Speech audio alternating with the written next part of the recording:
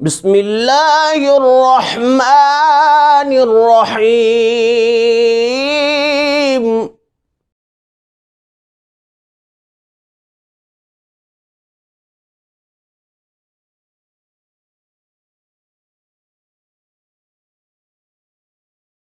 یعنی بات ہو رہی ہے مسلمانوں سے، غیر مسلمانوں سے بات نہیں ہو رہی. مومنوں سے بات ہو رہی ہے، ایمان والوں سے بات ہو رہی ہے، بے ایمانوں سے بات نہیں ہو رہی. تو ظاہر ہے کہ اللہ کا ذکر پھر وہی کریں گے جو ایمان والے ہوں گے. اب سوچنے والی بات ہے کہ اذان اللہ کا ذکر ہے کہ نہیں ہے. تو یقیناً اذان اللہ کا ذکر ہے. آپ کہتے ہیں اللہ اکبر اللہ اکبر اللہ اکبر اللہ اکبر اشہد ان لا الہ الا اللہ. کس کا ذکر ہے؟ اللہ تعالیٰ کا ذکر ہے. ابھی اس میں اشہد ان محمد رسول اللہ بھی آتا ہے. تو اس میں چونکہ ایک مرتبہ حضور نبی دو عالم صلی اللہ علیہ وسلم کا نام آتا ہے، تو علماء کہتے ہیں چونکہ کثرت سے زیادہ تو اللہ کا ذکر ہے، تو اس زیادتی کی بنیاد پر جو ہے وہ اس کو ذکر الہی ہی کہا گیا ہے کہ یہ اذان بھی ذکر ہے. اور ویسے بھی قرآن و حدیث میں جہاں آپ دیکھیں تو من یطع الرسول فقد اطاع اللہ، من اطاع یا ایھا الذین آمنوا اطیعوا اللہ واطیعوا الرسول. یعنی اللہ اپنی اطاعت کا ذکر کرتا ہے، پھر ساتھ حضور کی اطاعت کا ذکر کرتا ہے. تو اللہ کی اطاعت حضور کی اطاعت ہے، حضور کا ذکر اللہ کا ذکر، اللہ کا ذکر حضور کا ذکر. یعنی اس کو یوں سمجھا جائے کہ اللہ تبارک و تعالیٰ نے اپنے ذکر میں رسول اللہ صلی اللہ علیہ وسلم کا نام بھی رکھا ہے. تو بہرحال اللہ تعالیٰ کا ذکر ہے اذان، اللہ اکبر سے ہی شروع ہوتی ہے. تو اب اللہ تعالیٰ کہتے ہیں کہ میرا ذکر کرو. کیسے کرو؟ کثرت کے ساتھ. یا اللہ کب ذکر کریں؟ صبح کریں یا شام کو کریں؟ مغرب کے بعد کریں، عشاء کے بعد کریں، رات کو 10 بجے کریں، 12 بجے؟ کب کریں؟ جب مرضی کرو. کیونکہ یہ علماء اہل سنت تو کہہ رہے ہیں نا کہ رات کو 10 بجے ہر روز اذانیں دو. تو 10 بجے تو سہولت کے لیے کہہ رہے ہیں نا. جیسے یہ اہل حدیث بھی کہتے ہوتے ہیں 1:30 بجے ظہر کی نماز ہوگی، 1 بجے نماز ظہر ہوگی. 1 بجے یہ کون سے قرآن حدیث سے ثابت ہے؟ کہاں صحابہ سے ثابت ہے 1 بجے ظہر ہوگی؟ حضور کی حدیث صحیح حدیث سے ثابت ہے؟ نہیں. تو 1 بجے کیوں رکھی ہوئی ہے؟ کہا جی سہولت کے لیے.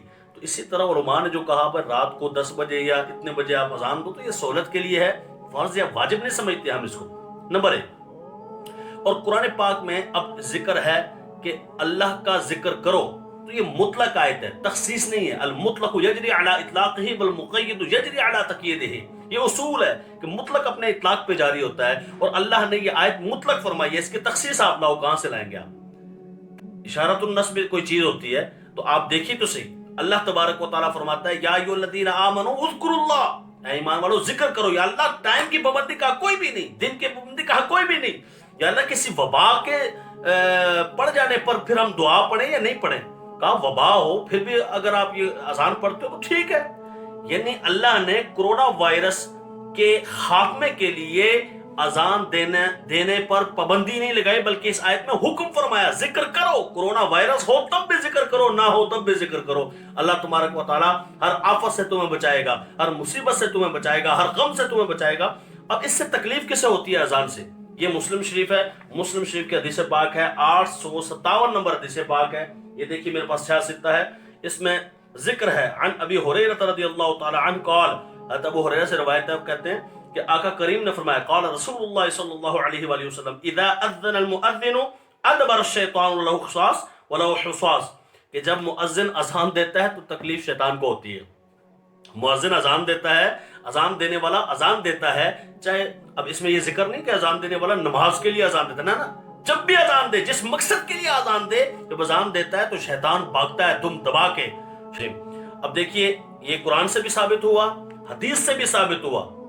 اب آپ دیکھ لیجئے کہ اس کے علاوہ بھی مطلب المعجم الکبیر جو ہے، معجم الکبیر، اس کی ایک روایت ہے کہ حضور نبی دو عالم صلی اللہ علیہ وآلہ وسلم نے ارشاد فرمایا کہ اذا اذن فی قریۃ آمنہ اللہ من عذابہ فی ذلک اليوم. کہ جب کسی بستی میں اذان دی جاتی ہے نا تو پھر اس دن کے لیے اللہ تعالیٰ وہاں سے عذاب اٹھا دیتا ہے، وبا ختم کر دیتا ہے، مصیبت پریشانیاں بیماریاں کرونا وائرس نہیں رہتا، اس لیے اذان دیتے.